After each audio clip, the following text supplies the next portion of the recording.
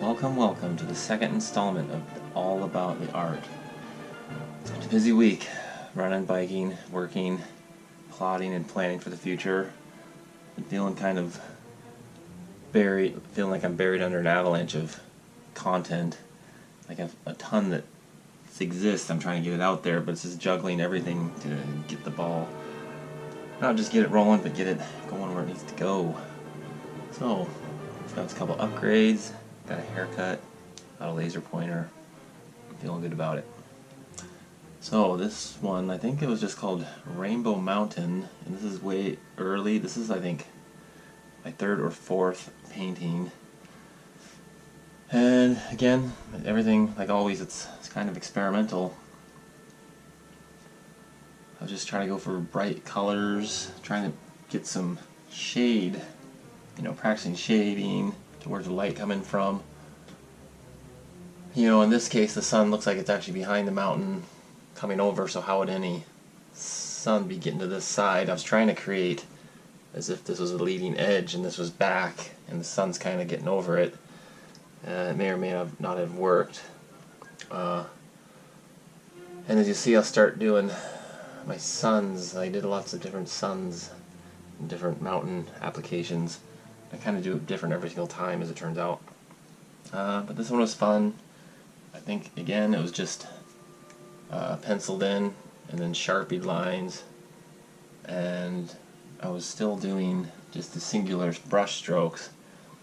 Trying to pay attention to brush strokes and realizing what your painting is going somewhere, what it's doing. And yeah, there we go, Rainbow Mountain. Part I just forgot about Rainbow Mountain was this little guy I had down here. It's just a little sketched in pencil drawing of a skier, which interesting how you got mountain paintings and they can just be a mountain with nothing, what that means to a certain amount of people, but then as soon as you add a little person in here, all of a sudden someone who's go skiing, they're like, oh, it's a skiing mountain. That guy's looking at the mountain, wants to go skiing on it. And this just fell off because I taped it on there. Other thing, well, this, look at, he's holding the skis backwards. I'll use my laser pointer. Look, no one carries their skis with the tips up the back, only light beginners, so this guy's some sort of yahoo. Somehow got himself in the mountains. He probably shouldn't be out there in the first place. Probably doesn't have a beacon, probably doesn't have a friend. So, screw this guy. So this painting I called Shark Fin Mountain, just because it's got a general shark fin shape. I remember being frustrated with this because I was actually copying a picture, which I'll show you. And the picture was pretty cool that I took. So there's the picture, there's the painting. And so this mountain, I don't know the name of it, but this is up in Spray Lake, up above Canmore, Alberta. And it was cold. It was like minus 40. I was working out there doing fall and burn work. And up in these amazing mountains, and we'd climb up way up there into the mountains to chop these trees down for pine beetle management. Anyway, I took that picture and I had it for years. I probably took it back in 2007 or 8, and then just this last year I decided to try to paint it, and it was difficult trying to get what's going on in here to this stuff. And again, I was still using just simple brush stroke patterns, so I was trying to like fill in, I was becoming abstract as I just decided to do these just solid lines. At the same time trying to be realistic up here, and it kind of worked in the end. But I remember being frustrated, like, ah, dang, what's going on with this thing? So yes, that's Shark Fin Mountain. So this is called Curved Earth, the solar eclipse. A curved earth going on here, and I just thought it kind of looked cool. I didn't know if I was like reflecting in a pond of some sort, or if it's more of a perception being wrapped around the pull of gravity with the solar eclipse going. Thinking of placement of stars. You can't be too sporadic, or it can't be too pattern oriented. Notice the mountain shapes. I was getting better at getting depth in the mountains. you know, basically starting in the back and coming forward and paying attention to that. And again, doing the sun, different style as we go through all these. I mean, I pretty much done a different sun every single time. Kind of becomes fun. Yeah, and as you'll see, we kind of get some space themes going on here. And space, mountains, and eyeballs has been the theme. Little guy's a bit different. It's called Dead Cow. Dead cow at daylight. Dead cow at night. So we got this poor dead cow. This is dead cow at night. Oops. Come on. There's a little dead cow down there. A little bit of detail going on. That laser pointer looking at the detail. That's kind of a moon. Yeah, it's just kind of a 1-2 combo. I don't know why I was doing this. I think my mom was talking about. My mom was talking about being down in Arizona in the cold, or just the desolate desert, and it kind of had gone along with my lone dude in the desert, the digital sun from our previous episode. And yeah, you see, we've got some. I kind of shift between these like austere, desolate, lonely landscapes to like bright mountains and kind of all over the place. This one is called Reversed Mountain. Got the sun reflecting, and I was trying to give it just this like reverse Earth sort of thing going on here. So this painting is called Reversible Mountain. As it comes down, I got this like Godhead with all these things coming out, like roots or branches coming up out of the ground. If you flip it, like so, it looks like a mountain coming down, trying to come down these ridge lines. And it kind of pours down into these other mountains. It's very abstract, kind of psychedelic. Different sun.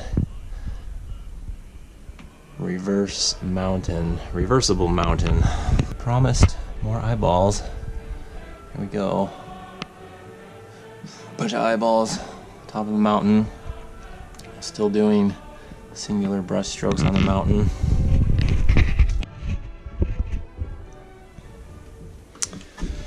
I recall this one I was going to originally, again, I'd started this way in the actual mountain shapes. This was like the shape of the mountains. I was trying to make the mountains made of eyeballs, as if I'm always looking at the mountains as the observer seeing these things. And the whole point of eyeballs is it's like the observer, and I kind of trying to break it down. As you'll see, we get some more quantum scientific references coming up as far as the observer goes. But then I started this way, and then I switched it this way halfway through and rolled with it.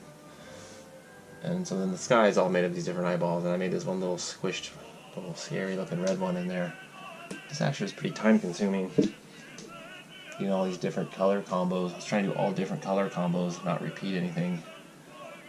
And yeah, this is Mountain Eyeball Mountain. Oh.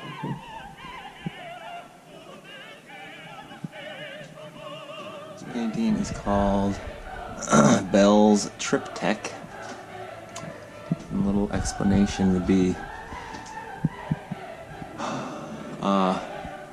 it's Bell's theorem, where they blast apart particles, and so they say you're down here on Earth and you shoot it through a hadron collider, it blasts through, and then the particles come out.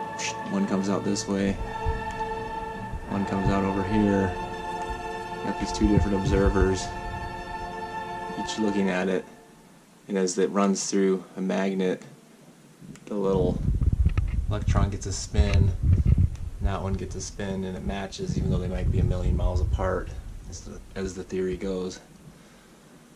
So this is Bell's Triptych. Right below Bell's Triptych, I got them hanging on the wall here. Got this one is called Rosy Rips. So I've got you can see this little skier on the ridge.